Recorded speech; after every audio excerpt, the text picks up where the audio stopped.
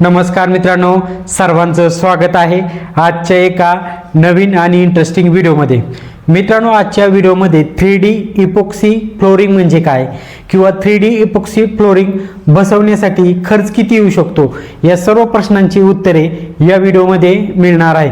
मित्रांनो, तुम्ही 3D मध्ये फ्लोरवरती बसवलेलं बघितलं असेल, तुम्हाला आश्चर्य वाटलं असेल हे कशा प्रकारे केले, तुम्हाला वाटलं असेल की बाबा यासाठी काही कलरचा वगैरे यूज केला जातो का, कलरमध्ये सर्व गोष्टी बनवल्या जातात का, किंवा ज्या गोष्टी आहेत तुम्ही ते चित्र वगैरे बघता त्यामध्ये काही फुलं असतील किंवा काही मासे असतील किंवा काही आकाशामध्ये जे चांदणे असतात ते सर्व तिथे डिझायनिंग बसवले जाते का फ्लोरवरती। कारण तुम्ही फोटोच्या माध्यमातून किंवा प्रत्यक्षात सुद्धा असं बघितलं असेल कोणाच्या घरामध्ये बसवलेलं की एवढं आकर्षित आणि एवढं छान दिसतं, ते नेमकं बनवलं कसं जातं, किंवा तुम्हाला जर 3D इपॉक्सी करायची असेल तर खर्च किती येऊ शकतो माहिती या व्हिडिओमध्ये मिळणार आहे। पण त्याआधी मित्रांनो, तुम्ही चॅनलवरती नवीन असाल तर सर्वात आधी आपल्या या मराठी चॅनलला सबस्क्राईब करायला विसरू नका। आपल्या या चॅनलवरती कन्स्ट्रक्शन विषय, वास्तुशास्त्र विषय सर्व माहिती सांगितली जाते, ते मराठीमध्ये साध्या सिंपल मराठी भाषेमध्ये तुम्हाला समजेल असे, त्यामुळे सबस्क्राईब करायला विसरूच नका।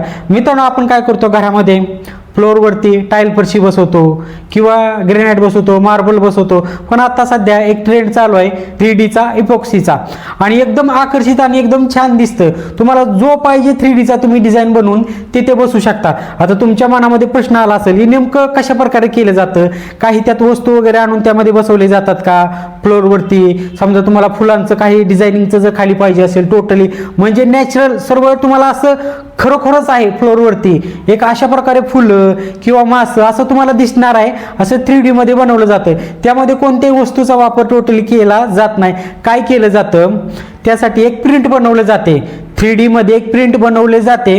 आता तुम्हाला वाटतं प्रिंट बनवून चिटकवायचे का, नाही मित्रांनो, ज्यावेळेस तुम्हाला 3D ची इपॉक्सी फ्लोरिंग बसवायची आहे त्यासाठी तुम्हाला हाय क्वालिटीचं 3D मध्ये प्रिंट काढायचं आहे। तुमच्या आवडीनुसार तुम्हाला कोणत्या प्रकारची 3D आवडती त्याप्रमाणे तुम्ही प्रिंट काढू शकता।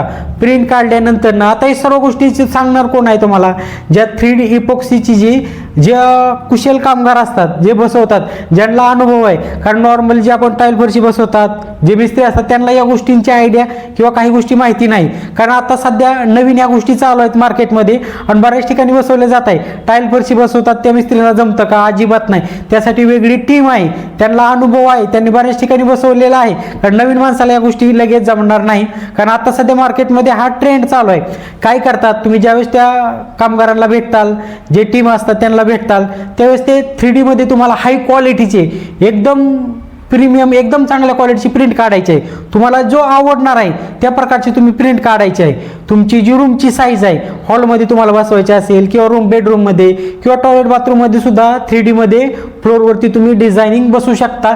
एकदम आकर्षित आणि एकदम ओरिजिनल दिसणार आहे। तुम्ही प्रिंट काढून घ्या, प्रिंट काढल्यानंतर फ्लोरवरती ते जे कामगार असतात ते फ्लोर टोटली म्हणजे तुम्हाला टाईल फरशीवरती सुद्धा तुम्ही डायरेक्टली बसू शकता। पहिली जी फरशी बसवलेली आहे ते सर्व साफ करतात, साफ केल्यानंतर काही केमिकल वगैरे टाकतात, प्रायमर टाकतात आणि तुम्ही जे 3D मध्ये प्रिंट काढलेले ते टोटली रूम मध्ये एकदम व्यवस्थित बसवले जातात। आपण काय करतो, आपल्या मोबाईलवरती जे स्क्रीन गार्ड बसवतो बघा, लॅमिनेशन किंवा साधा आपण एखाद्या डॉक्युमेंटवरती लॅमिनेशन क्लिअर करतो, लॅमिनेशन करतो, त्यामध्ये कोणत्याही प्रकारचा एरर किंवा कोणत्याही प्रकारचा एखादा बग येऊ देत नाही, तुम्ही डायरेक्ट सर्व प्लेन करता एकदम व्यवस्थित।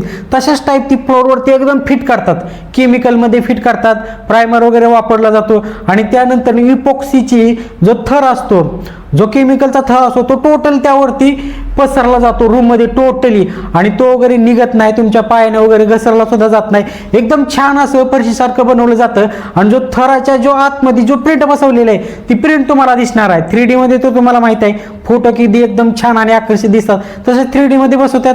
आणि जो इपॉक्सीचा जो लेअर आहे, जो थर आहे केमिकलचा, म्हणजे एका कामासाठी टोटल केमिकलचाच वापर केला जातो।